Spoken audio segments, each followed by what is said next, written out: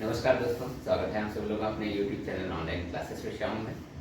आज बहुत लंबे समय के बाद हम आप सभी लोग जो हैं इंटरेक्ट फेस टू फेस हम बात कर रहे हैं। और अब आप सभी लोगों को जो है वीडियो मिलते रहेंगे, कुछ वीडियो आपको बाय फेस मिलते रहेंगे, कुछ वीडियो जो है डायरेक्ट टू डायरेक्ट आप सभी लोगों को मुलाकात होती रहेगी, मिलते रहेंगे। आज की गुड न्यूज़ है, देखे होंगे KVS की न्यू नोटिफिकेशन जारी कर दिया गया है और बहुत जल्द ही ये वेबसाइट पे आपको देखने को मिल जाएगा। और बहुत अच्छी एक जॉब बहुत बढ़िया है टीचर्स की। जो पहले हमारे कई ऐसे मित्र हैं, कई हमारे दोस्त हैं, कई हमारे भाई बहन हैं ऐसे जो पहले कुछ नंबर से या कुछ का इंटरव्यू में रह गया था, वो इस बार अच्छी एक अपॉर्चुनिटी है कि इस बार अच्छा एक टाइम है कि अभी से अपनी तैयारी में लग जाइएगा। लोगों को बस अपने लक्ष्य की तरफ आगे लग जाना है और लक्ष्य की तरफ जो है लक्ष्य के तभी लक्ष्य को हम प्राप्त कर पाएंगे। तो आइए हम देख लेते हैं कि KVS का जो नोटिफिकेशन है उसमें कितनी वैकेंसी हैं, टोटल क्या है, उस पर हम चर्चा कर लेते हैं।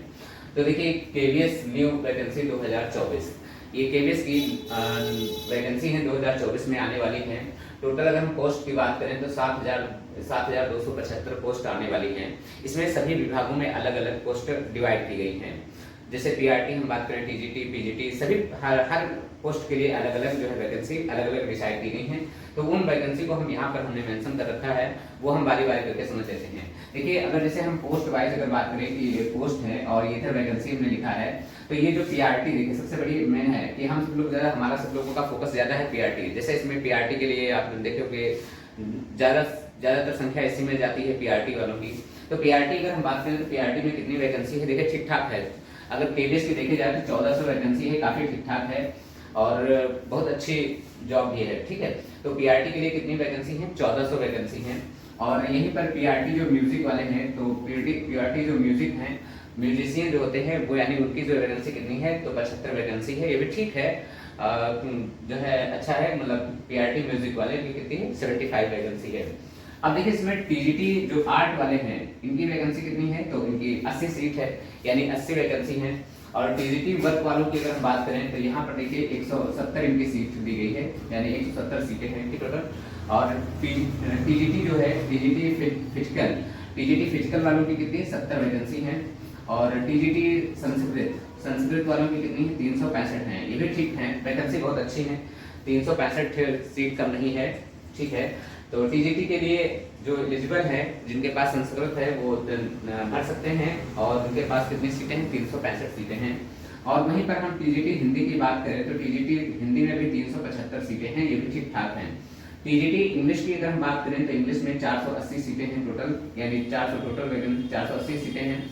और वहीं TGT अगर हम मैथ की बात करें तो 520 सीट है, काफी अच्छी सीट है 520। देखिए मैथ का पोर्शन काफी ठीक ठाक सीट बहुत अच्छी आई है, 520 सीटें टोटल हैं। और यही TGT अगर हम SST की बात करें तो SST में 445 सीट टोटल दी गई हैं। और इसमें कुछ देखें कि लाइब्रेरियन जो है, लाइब्रेरियन की सीट कितनी है, तो 65 है। और वहीं पर सेक्शन ऑफिसर की 160 सीटें टोटल दी गई हैं। तो इसमें देखिए ये अलग अलग जो है विभाग में अलग अलग सीटें डिवाइड की गई हैं, अलग अलग बताई गई हैं। अब इधर हम थोड़ा PGT देख लेते हैं। इधर तो PRT हमने देखा और TGT देखा, अब इधर हम PGT देख लेते हैं कि PGT में कितनी कितनी वैकेंसी हैं। तो PGT हिंदी के लिए 150 सीटें हैं, 150 वैकेंसी है, 150 है।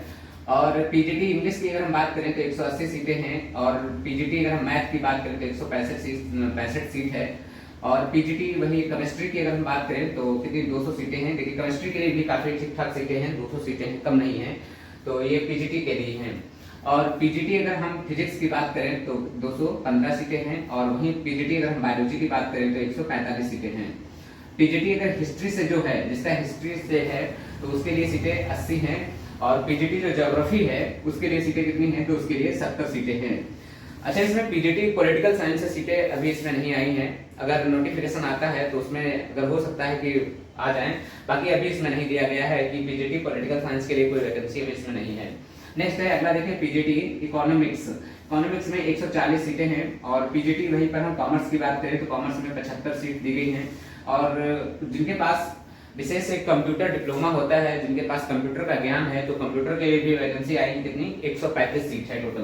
तो इसमें कंप्यूटर जिनके पास ज्ञान है, जिनके पास कंप्यूटर का दक्षता ज्ञान अच्छा खासा है, जिनको कंप्यूटर चलाना आता है, डिग्री है, वो लोग कंप्यूटर में भर सकते हैं। तो कंप्यूटर के लिए भी 135 सीट है, मतलब है। अब यहीं पर देखिए एक जूनियर क्लर्क की भी वैकेंसी आई है, तो ये भी काफी अच्छी मात्रा में है। 600 वैकेंसी है, कम नहीं है, ठीक ठाक वैकेंसी है। पिछली बार भी लगभग 600-700 लगभग क्लर्क में आई हुई थी। और सीनियर क्लर्क में भी देखिए 555 जो है सीट आई हुई हैं। तो इसमें दोनों से में से आप भर सकते हैं, जिसके पास अगर इसके जो इसमें एलिजिबिलिटी क्राइटेरिया जो मांगा जाएगा वो आप देख लीजिएगा अभी।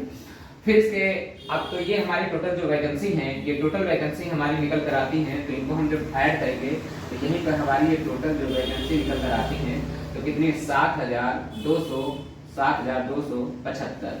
तो ये 7,275 हमारी टोटल सीट निकल कर आती है। आप इसको ऐड करेंगे तो यहाँ पर देखेंगे 7,275 वैकेंसी ठीक ठाक है।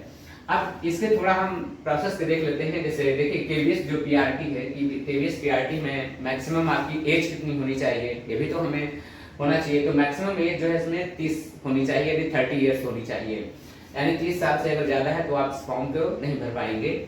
हालांकि इसमें मैक्सिमम एज जो बताई गई है वो 30 बताई गई है। और इसमें जो सीटेट लेवल 1 होता है, यानी प्राइमरी का, प्राइमरी यानी क्लास 1 to 5 वाला जिसके पास प्राइमरी सीटेट जो क्लियर है, तो वो जो है इसके लिए भर सकता है। कौन सा? केवीएस पीआरटी वाला।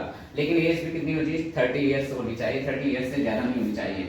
अगर हम फीस की बात करें तो फीस इसमें 1500 रुपए बताई गई है। और क्वालिफिकेशन की बात करें तो क्वालिफिकेशन देखे होंगे जो पहले हम कई नामों से जानते हैं, बीटीसी है, डीएलएड है, बीएलएड है, और इसके जो समकक्ष है डिग्रियां, यानी बीएड बीटीसी डीएलएड के जो समकक्ष हैं वो भी डिग्रियां होंगी, वो भी मान्य होंगी। तो इसमें ये जो बताई गई है ये आपके पास डिग्री होनी चाहिए। और इसमें सीटेट देखिए अपेयरिंग नहीं चलेगा, सीटेट क्वालिफाई होना चाहिए। क्योंकि जब फॉर्म भरा जाता है तो वहां पर सीटेट का रजिस्ट्रेशन नंबर डाला जाता है, वही आपका जब सिलेक्शन हो जाता है तो वहीं से आपका डॉक्यूमेंट जो है वहीं से आपका वेरिफिकेशन किया जाता है। तो इसलिए इसमें ये भी ध्यान, सीटेट आपके पास होना चाहिए, ना कि अपेयरिंग होना चाहिए। अच्छा केवीएस जो है टीजीटी थोड़ा देख लेते हैं। तो टीजीटी में क्या बताया गया है, इसमें मैक्सिमम एज कितनी होनी चाहिए? तो इसमें 35 होनी चाहिए। और इसमें सीटेट लेवल 2 यानी 6 to 8 वाला जो है इसमें आपका सीटेट जो है क्लियर होना चाहिए, ये भी ध्यान रखिएगा। इसमें सीटेट लेवल 2 होना चाहिए। इसकी भी फीस कितनी है? 1500 रुपए है। और इसमें क्वालिफिकेशन अगर हम बात करें तो इसमें क्वालिफिकेशन ग्रेजुएशन और प्लस आपके साथ बीएड होना चाहिए। दोनों देखिए, ग्रेजुएशन और प्लस आपके साथ बीएड होना चाहिए। और इसमें मैक्सिमम जो मार्क्स हैं वो 50% होना चाहिए, यानी 50% ग्रेजुएशन में होना चाहिए, 50% बीएड में भी होने चाहिए। ये दोनों आपकी इसमें जो है क्राइटेरिया दिया गया है कि 50% मार्क्स होने ही चाहिए। फिर उसके बाद में केवीएस थोड़ा हम पीजीटी देख लेते हैं। और केवीएस पीजीटी में देखिए यहाँ पर बताया गया है कि मैक्सिमम एज जो है कितने साल है? 40 साल बताई गई है, यानी आपके 40 साल से ज्यादा एज नहीं होनी चाहिए, 40 इयर्स। नेक्स्ट है, और इसमें सीटेट को ज्यादा वैधता नहीं दी गई है, तो इसमें सीटेट अगर नहीं भी होगा तो भी काम चलेगा पीजीटी लेवल पर, लेकिन बीएड होना कंपलसरी है। क्वालिफिकेशन में अगर हम बात करें तो इसमें देखिए आपके पास पीजी होना चाहिए, जिस आप सब्जेक्ट से भरना चाह रहे हैं, history, geography, polity, biology, chemistry, math, है ना, जिस सब्जेक्ट से आप भरना चाह रहे हैं तो वो सब्जेक्ट होना चाहिए, और साथ उस सब्जेक्ट से आपका पीजी होना चाहिए, और साथ में इसमें बीएड भी होना चाहिए। ये इसमें पीजीटी लेवल में होना चाहिए। इसमें अगर मिनिमम मार्क्स की अगर बात करें तो इसमें भी 50% आपका पीजी होना चाहिए और 50% जो है आपका बीएड होना चाहिए। ये दोनों की इसमें मैक्सिमम मार्क्स, मिनिमम जो है मार्क्स बताए गए हैं, इसमें कितना परसेंट होना चाहिए। अब इसके हम थोड़ा सिलेक्शन प्रोसेस के बारे में बात कर लेते हैं कि इसका सिलेक्शन प्रोसेस में क्या क्या चीजें बताई जाती हैं।